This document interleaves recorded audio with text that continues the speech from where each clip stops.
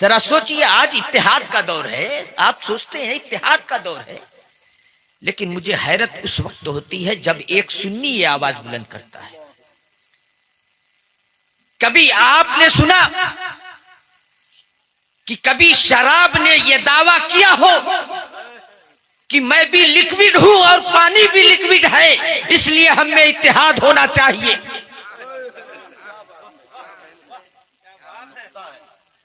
कभी पाक और साफ पानी ने यह दावा किया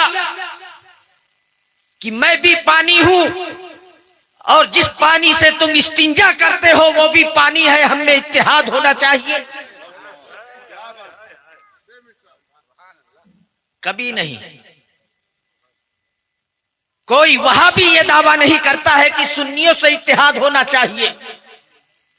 वो तो सब अपने इत्तेहादी हैं। लेकिन अफसोस होता है उस वक्त जब सुन्नी ये दावा करता है और ये ऐलान करता है कि हम इत्तेहाद करना चाहिए, हम सब मुसलमान हैं, कलमागो हैं, इत्तेहाद होना चाहिए। अरे हम हुसैनी हैं, हुसैनी। आज के हुसैनी नहीं जो शरीयत को भी नहीं जानते हैं कि नबी की ताजीम किस चीज में है। जरा मेरे आका की अजमत को देखो। कुरान में जो अल्लाह ने मेरे आका की अजमत बताई और सहाबा ने जो अमल करके दिखाया, वाह। ऐसा नहीं है कि सहाबा में मेरे आका का कोई रिश्तेदार नहीं था। सहाबा सब अजनबी थे और मेरे आका बिल्कुल अजनबी थे, ऐसा नहीं है। हजरते सैयदना अब्बास इब्ने अब्दुल मुत्तलिब मेरे आका के चचा हैं, लेकिन मेरे आका की बारगाह में आते हैं तो अर्ज करते हैं या रसूल अल्लाह। सुभान अल्लाह, वाह वाह। हजरते अब्दुल्ला इब्ने अब्बास मेरे आका के चचाजाद भाई हैं, लेकिन जब बारगाह रिसालत में हाजिर होते हैं तो अर्ज करते हैं या रसूल अल्लाह। हजरते सैयदना अबू बकर सिद्दीक मेरे आका के ससुर हैं, लेकिन जब मेरे आका की बारगाह में आते हैं तो अर्ज करते हैं या रसूल अल्लाह। वाह वाह वाह वाह वाह वाह। हजरते सैयदना उमर फारूक मेरे आका के ससुर हैं, लेकिन आते हैं बारगाह में तो या रसूल अल्लाह। हजरते उस्मान गनी हैं मेरे आका के दामाद हैं, आते हैं तो ये अर्ज नहीं करते ऐ ससुर जी, बल्कि अर्ज करते हैं या रसूल अल्लाह। हजरते अली कर्रमल्लाहु वजहुल करीम से दो रिश्ता है। हजरते अली कर्रमल्लाहु वजहुल करीम मेरे आका के चचाजाद भाई भी हैं, मेरे आका के दामाद भी हैं, लेकिन मेरे आका की बारगाह में आते हैं तो अर्ज करते हैं या रसूल अल्लाह। बेटी फातिमा भी आती है। कोई एक भी हदीस मेरे सामने पेश कर दे कि मेरे आका की बारगाह में फातिमा ज़हरा जब आती है तो वो ये अर्ज करती है कि ऐ अब्बा जान, वो अर्ज करती है तो या रसूल अल्लाह। अरे बेटी और रिश्तेदार, बीबियां क्या पुकारती हैं अपने शौहरों को, आप अपने मुआशरे में बता दे। ऐ बाबू के अब्बू, ऐ जैद के अब्बा सुनिए, ऐ फातिमा बिटिया के अब्बा सुनिए, यही पुकारती हैं ना। अरे हमारे मुआशरे में अपने शौहर का नाम लेना औरतें बुरा समझती हैं, अपने बच्चों के नाम। अब दुनिया बदल गई है, लेकिन वो अच्छी नहीं है जो अपने शौहर को नाम से बुलाती है। हजरते सैयदा आयशा सिद्दीका हो या हजरते उम्मुल मोमिनीन हफ्सा हो या और उम्महातुल मोमिनीन में से कोई एक हदीस भी ये मेरे सामने बता दे कि उन्होंने मेरे आका से खिताब किया हो या मेरे आका को पुकारा हो तो ये कहा हो या अबा फातिमा। सबने अर्ज किया है या रसूल अल्लाह। वाह सबने अर्ज किया है या रसूल अल्लाह, सुभान अल्लाह। या रसूल अल्लाह। कोई मेरे आका को दुनियावी रिश्ते से नहीं पुकारता था, अल्लाह ने वो मकाम दिया है। वाह हम और आप दुनियावी रिश्ते से जाने जाते हैं, लेकिन मेरे आका रसूलुल्लाह से पहचाने जाते हैं।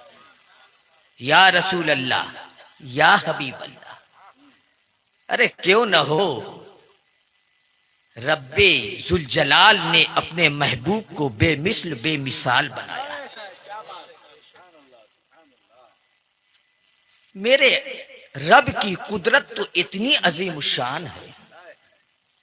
आज बायोमेट्रिक का जमाना है ना, आज लोग रब की वहदानियत पर बहस मुबाहिसा करते हैं ना, डिबेट। आज बायोमेट्रिक का जमाना है। आधार कार्ड बनवाने जाओ या पासपोर्ट बनवाने जाओ, अंगूठा लगाना ही पड़ेगा, कितने ही पढ़े लिखे हो, कितने ही पढ़े लिखे हो, अंगूठा लगाना ही पड़ेगा। लेकिन रब की कुदरत का कभी मुजाहिरा किया है? आज अरबों नहीं खरबों, मालूम नहीं कितने इंसान इस रुए जमीन पर हैं, लेकिन ये 1 इंच का अंगूठा है, 1 इंच का। लेकिन किसी का नक्शा किसी से मिलता जुलता नहीं है, किसी की लकीर किसी से मैच नहीं कर रही है। लोग रब के वजूद पर दलील मांग रहे हैं। मैं कहता हूं ये तुम्हारा अंगूठा काफी है रब के वजूद के लिए। नाराए तकबीर, नाराए रिसालत। अरे खुर्दबीन से भी इसको चेक करो ना। वाह तो मौलाना मुफ्ती बदरुद्दीन साहब के अंगूठे की लकीर ही की तरह नजर आएगी तुम्हें, लेकिन जब मशीन पर रखोगे तो पता चल जाएगा कि ये अंगूठा दिखने में एक जैसा है, लेकिन मैचिंग इसमें नहीं है। ये आंख है, जो दुबई आप में से गया होगा, आई स्कैन वहां पे, यहां हिंदुस्तान में आपको इमिग्रेशन कराने के लिए बहुत सब चीजें करनी पड़ती है, पासपोर्ट देना पड़ता है, थप्पा लगाना पड़ता है। लेकिन दुबई में जाएंगे नो थप्पा, नो क्यू, सीधे एंट्री। आप चले जाइए, अपने पासपोर्ट को रखिए, आंख उठाइए, कैमरे में देखिए, गेट खुल गया। ये मेरी आंख है, वो आपकी आंख है। कोई फर्क महसूस कर रहा है? कोई फर्क नहीं बता सकता है। लेकिन जब आप आई स्कैन करेंगे तो आपको पता चल जाएगा किसी की आंख किसी से मैच नहीं करती है। जब मेरा अंगूठा मेरी आंख आपकी आंख और अंगूठे से मैच नहीं कर रही है, तो क्या मेरा रसूल हर एक से मैच करेगा? बहुत उम्दा, बहुत उम्दा। वाह जब अल्लाह ने मेरे अंगूठे को आपके अंगूठे की तरह नहीं बनाया है, तो क्या अपने महबूब को आपकी तरह बनाया होगा? अपने महबूब को भी बेमिसलो बेमिसाल बनाया है। वाह वाह वाह वाह, कोई भी नहीं। अरे बहुत उम्दा, सुभान कोई अल्लाह। नहीं है। हाय हाय हाय हाय, ये रब की कुदरत है। दुनियावी दलील हम भी जानते हैं, लेकिन बहस तो करो यार, बहस करो तब बताते हैं हम भी कितने पानी में हैं। लोग जानते हैं मौलाना को कुछ आता ही नहीं है, सिर्फ ये जरबा यजरबो करते हैं, नसरा यंसुरो करते हैं। लेकिन यही जब जरबा यजरबो हो जाएगा तो समझ में आ जाएगा नसरा यंसुरो होता क्या है। समझ गए? हाँ, वाह वाह वाह वाह वाह, तब पुकारोगे। बहुत उम्दा, बहुत हो।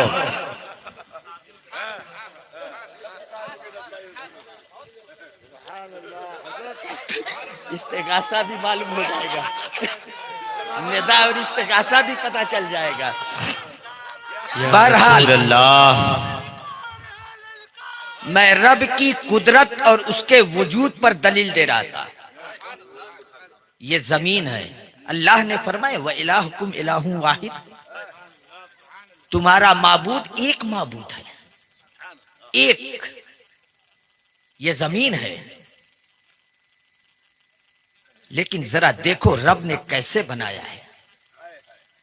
कहीं पे सब्जे उगते हैं, कहीं पे कुछ नहीं उगते, कहीं पे जरखेज है, कहीं पे रेतीली है, कहीं पे पथरीली है, कहीं पे ऊंची है, कहीं पे नीची है। एक जैसी नहीं है, एक खासियत नहीं रखती। कहीं पे सोना निकल रहा है, कहीं पे चांदी, कहीं पे लोहा, कहीं पे लकड़ी, कहीं पे कंकड़, कहीं पे कोयला। सारे खजाने इसी के अंदर हैं। एक बारिश आसमान से होती है, एक ही पानी है, एक ही जमीन है। लेकिन जरा एक ही दरख्त को ले लो, सिर्फ एक दरख्त की मैं मिसाल देता हूं। मिसाल के तौर पे अमरूद का दरख्त ले लो। उसी दरख्त को वही पानी मिला है, वही जमीन है, दरख्त एक है, लेकिन कोई फल मीठा है, कोई फीका है, कोई कड़वा है, कोई कुछ जायका ही नहीं रखता। उसी दरख्त की पत्ती कुछ हरी है, कुछ पीली है, कुछ सूख गई है। आखिर ये सब सिस्टम होता कैसे? जब पानी एक उतरा है, जमीन एक है, दरख्त एक है, तो फल की शक्ल भी एक होनी चाहिए, जायका भी एक होना चाहिए, रंग भी एक होना चाहिए। लेकिन इतना इख्तिलाफ क्यों हो रहा है? ये रब की कुदरत है जो इख्तिलाफ दिखा रहा है। वाह वाह। ये अपनी कुदरत का मुजाहिरा कर रहा है। अगर चंद माबूद होते ना तो बड़ा इख्तिलाफ होता। कोई सूरज को कहता पूरब से निकल, कोई कहता पश्चिम से निकल, कोई उत्तर से निकालता, कोई दक्षिण से निकालता। बेचारा करता क्या? बेमौत मारा जाता। वो करे क्या? आखिर किसी ने गौर किया कि सूरज निकलता एक ही तरफ से क्यों है और डूबता एक ही तरफ से क्यों है? ये दिन कभी छोटा क्यों हो जाता है, कभी बड़ा क्यों हो जाता है? ये रात कभी छोटी क्यों होती है, बड़ी क्यों होती है? कभी गर्म क्यों होती है, कभी सर्द क्यों होती है? किसी ने गौर किया? अरे जब वही सूरज है जो निकल रहा है, एक तरफ से निकल रहा है, तो यार मौसम एक होना चाहिए दुनिया में।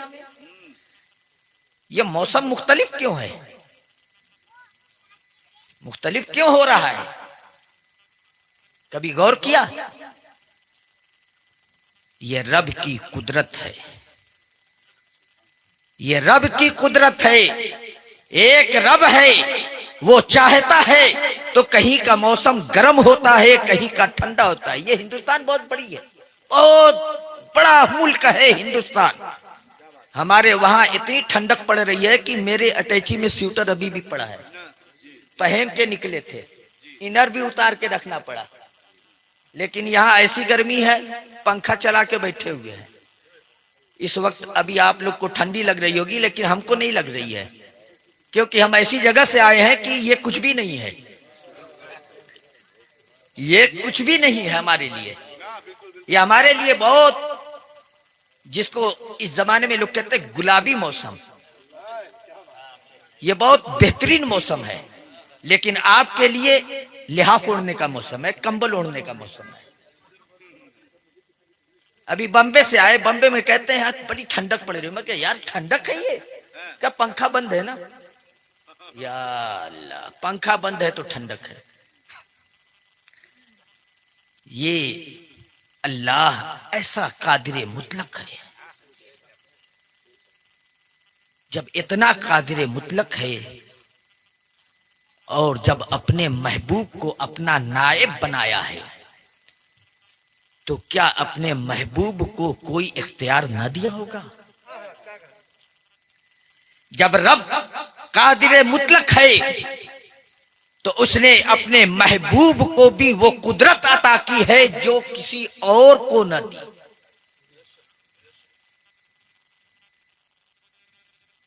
आप में से है कोई, अरे आप में से छोड़िए, पूरे तारीख इंसानी में कोई ये मिसाल ला कर मुझे दिखा दे कि मेरे आका के अलावा किसी और ने किए हो, मेरे आका के अलावा किसी और ने उंगली चांद को खिलौना बनाया हो। वाह वाह वाह वाह वाह वाह वाह। पूरी तारीख इंसानी में मिसाल नहीं तो क्या है? कैसा बेमिसल बेमिसाल बनाया है। जरा आप गौर करेंगे तो आपको पता चलेगा। और जब उन्होंने अपनी बारगाह में बैठने वालों की तरबियत की तो उन्हें बेमिसल बेमिसाल बना दिया। कुरान उनके बारे में इरशाद फरमाता है, फ़इन आमनू बेमिसल आमनतुम बिही फ़क़द इह्तदौ।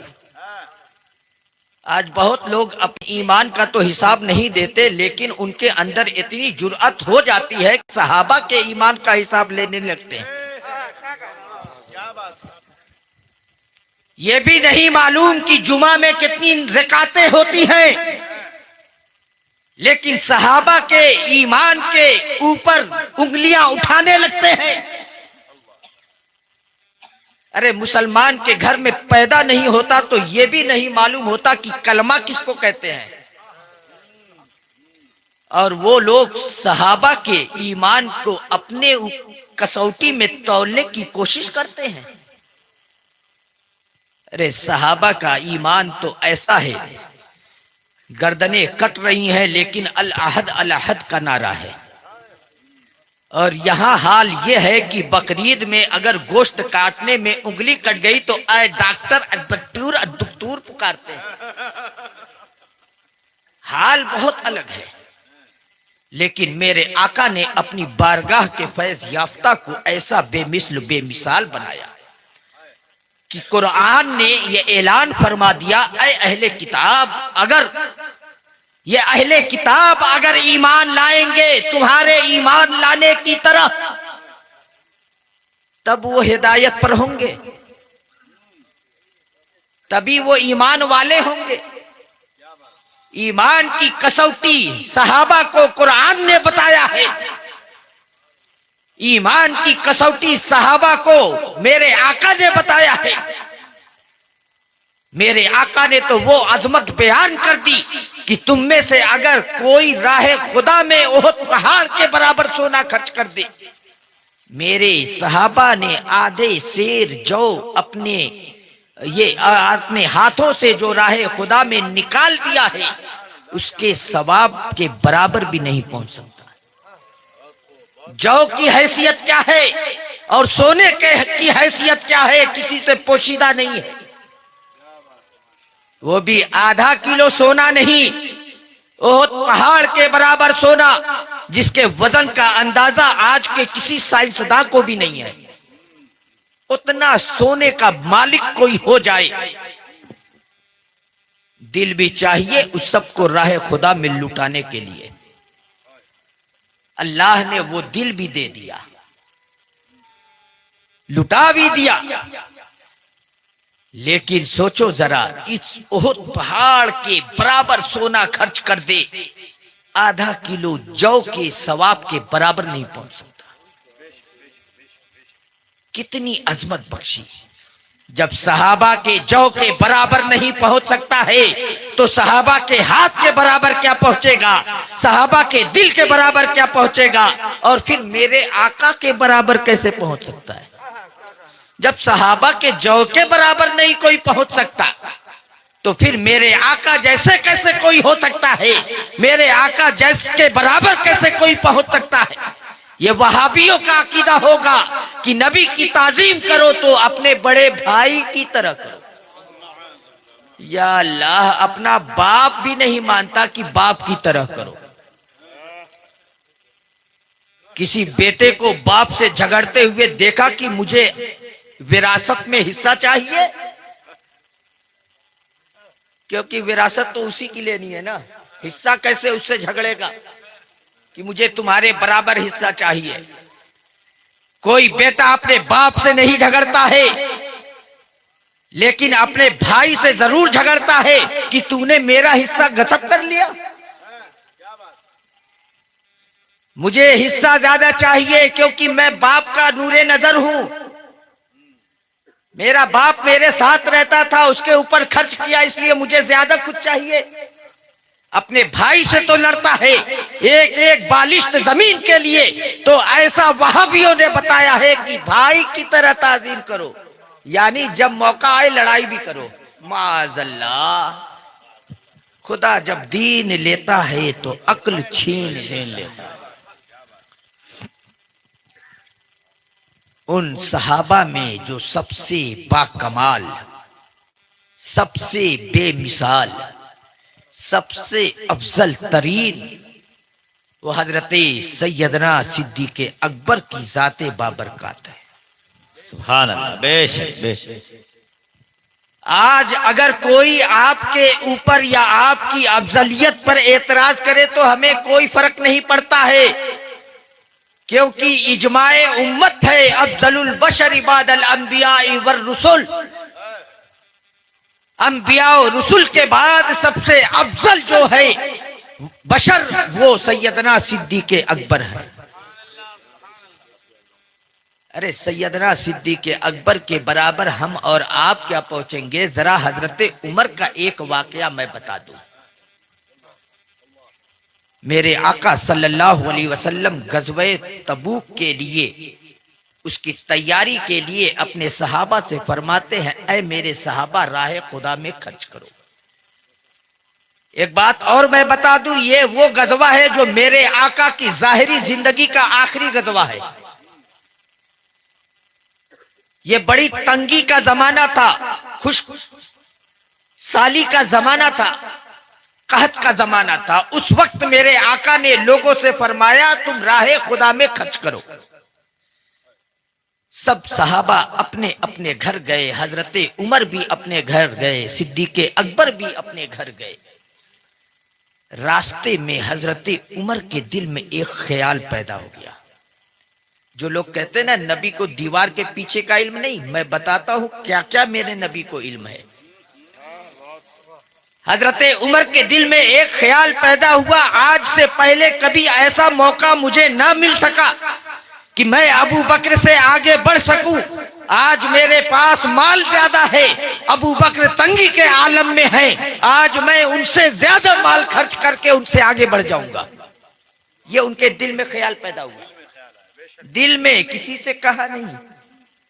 घर गए, सारा सामान जमा किया, 2 हिस्सों में तकसीम किया। आधा घर वालों के लिए छोड़ दिया, आधा मेरे आका की बारगाह में लेकर आके पेश कर। सुभान अल्लाह, सुभान अल्लाह।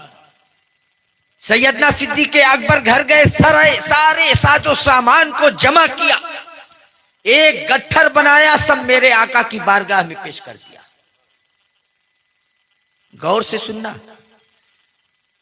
अब मेरे आका की बारगाह में जब दोनों बुजुर्ग शख्सियतों ने पेश कर दिया तो मेरे आका ने पूछा, ऐ उमर तुम क्या लाए हो, घर वालों के लिए क्या छोड़ा। कुर्बान जाओ मेरे आका के इल्म गैब पर। जाहिरी जिंदगी का आखिरी गजवा है, इससे पहले बहुत गजवात हो चुके। बहुत बार मेरे आका ने सदका करने के लिए लोगों को कहा है, गरीबों की मदद के लिए भी कहा है, लेकिन मेरे आका ने कभी ये नहीं किसी से पूछा, ए अबू बकर तुम क्या लाए हो, ए उमर तुम क्या लाए हो, ए उस्मान तुम क्या लाए हो, ए अब्दुल रहमान इब्ने औफ तुम क्या लाए हो, ए अबू तलहा तुम क्या लाए हो, ए अबू मसूद अंसारी तुम क्या लाए हो, ए जुबैर इब्ने अव्वाम तुम क्या लाए हो। ये जो मैं नाम गिना रहा हूं ना, ये जानबूझकर गिना रहा हूं।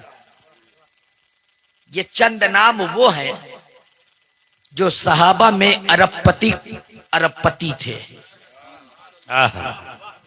समझ रहे हैं ना, करोड़पति नहीं, अरबपति थे ये लोग। आज तो बैंक से लोन लेके करोड़पति बन के ऐसे मौलाना पे मोच तानते हैं, और बैंक अपना कर्ज ले तो कटोरा लेके घूमने लगते हैं। दिखावे के करोड़पति बनते हैं, लेकिन ताओ इतना है, सोचते हैं दीन के मामले में हमारा इख्तियार चलना चाहिए, हमारे मर्जी के मुताबिक मुफ्ती खलील फतवा दे, हमारे दिमाग से मैच नहीं करता है, मुफ्ती बदरुद्दीन गलत फतवा देते हो, FIR कर दूंगा आपके खिलाफ। समझ गए। आज पैसे की धौंस हमें न जमाओ, तुम तो फकीर हो, पैसा कहाँ है, पैसा कहाँ है। सूद पे पैसा लेकर के करोड़पति बनते हो। सहाबा के पास पैसा था, अपने बलबूते पे मेरे आका ने हजरत अब्दुल रहमान इब्ने औफ के बारे में दुआ कर दी, बरकत की। सुबह से शाम होती मार्केट में रहते और शाम जब दुकान बंद करते 40,000 दिरहम का नफा लेकर उठते थे। वाह सुभान अल्लाह। सोचो इतना उस जमाने में, इस जमाने में होता तो पता नहीं कितना लेके उठते। इस जमाने में होते तो मैं दावे से कहता हूं वर्ल्ड बैंक उनसे कर्जा लेता। जो पूरी दुनिया को कर्जा देता है ना, वो हजरत सैयदना अब्दुल रहमान इब्ने औफ से कर्जा लेता, हजरत सैयदना उस्मान गनी से कर्जा लेता। दुनिया डूब रही है, उनको पालने के लिए हमें दे दो। आज से पहले मेरे आका ने किसी से नहीं पूछा था, आज पूछ रहे हैं, ऐ उमर तुम क्या लाए? वाह वाह वाह वाह, बहुत उम्दा। उमर से पहले क्यों पूछा मेरे आका ने? अबू बकर से पूछ लेते। लेकिन नहीं नहीं, मेरे आका जानते हैं कि ये ख्याल तो उमर के दिल में आया था, मेरे सिद्दीक के दिल में तो कोई ख्याल ही नहीं आया था। इसलिए बताना चाहते हैं, ऐ उमर तुम मेरे सिद्दीक से आगे बढ़ने की जो ख्वाहिश करते हो, सुन लो, मेरा सिद्दीक ऐसा है कि कोई भी उनसे आगे बढ़ ही नहीं सकता। सुभान अल्लाह। अरे आज के घामड़ बदअकीदा लोग हैं जो रसूल से आगे बढ़ने की कोशिश करते हैं। उमर वो है जिनके बारे में मेरे आका ने फरमा दिया, उमर जिस रास्ते पर चलेगा शैतान उस रास्ते पर नहीं चल सकता। लेकिन मेरे आका ने पूछा, उमर क्या लाए हो? अर्ज करते हैं, या रसूल अल्लाह, घर में जितने साजो सामान थे सबको जमा किया, आधा घर वालों के लिए छोड़ा, आधा आपकी बारगाह में ले आया। अब मेरे आका अब्दुल रहमान इब्ने औफ से या हजरत उस्मान गनी से नहीं पूछ रहे हैं, बल्कि ऐ अबू बकर तुम क्या लाए हो? ये क्यों अबू बकर से पूछा? वाह। इसलिए ऐ उमर, अबू बकर से आगे बढ़ने का ख्याल तुम्हारे दिल में आया था तो अबू बकर से पूछ रहा हूं ताकि तुम जान लो कि अबू बकर से आगे कोई बढ़ ही नहीं सकता। वाह। अर्ज करते हैं, या रसूल अल्लाह, घर में जितने साजो सामान थे सब आपकी बारगाह में लेकर आ गया, घर वालों के लिए क्या छोड़ा है? या रसूल अल्लाह, घर वालों के लिए तो अल्लाह और रसूल को छोड़ा है। अल्लाह और उसके रसूल को घर वालों के लिए छोड़ दिया। ये सिद्दीक का मकाम है। मेरे आका ने तो अपनी जुबान से अपने सिद्दीक का मकाम बयान कर दिया, लेकिन मेरे आका और भी चाहते हैं कि जिब्रील से भी अपने सिद्दीक का मकाम बयान करा दिया जाए। मैंने तो बता दिया, ये सैयदुल रसूल है, सैयदुल अंबियाई वर रसूल है। मैं सैयदुल मलाइका से भी तो उनकी मदसराई करा दूं। हजरत जिब्रील अमीन मेरे आका की बारगाह में हाजिर हुए, सलाम अर्ज किए। करते हैं, मेरे आका ने आपको मुलाहिजा फरमाया, किसी ने जिब्रील को देखा है? मेरे आका की निगाहें क्या क्या देख रही हैं? मेरे आका की निगाहें क्या क्या देख रही हैं? जिब्रील, आज ये अजीबो गरीब लिबास जिबे तन करके आए हो, ये अजीबो गरीब लिबास। तुमने कुर्ते तो पहन रखे हैं, लेकिन उसमें बटन की जगह पे बबूल के कांटों को लगा रखा है। ये अजीबो गरीब लिबास क्यों? जिस रसूल से उमर के दिल के ख्यालात न छुप सके, क्या उस रसूल से सिद्दीक का जाहिरी लिबास छुप सकता था? एक नुक्ता है हजरत, जो रसूल उमर के दिल के ख्यालात को जान रहा है, क्या वो सिद्दीक के जाहिरी लिबास को नहीं देख रहा होगा? लेकिन मेरे आका ने खुद नहीं बयान किया, मेरे आका ने चाहा कि जिब्रील बयान करें। सुभान अल्लाह। वाह। कहते अर्ज करते हैं, या रसूल अल्लाह, आपने अपने सिद्दीक का लिबास न देखा?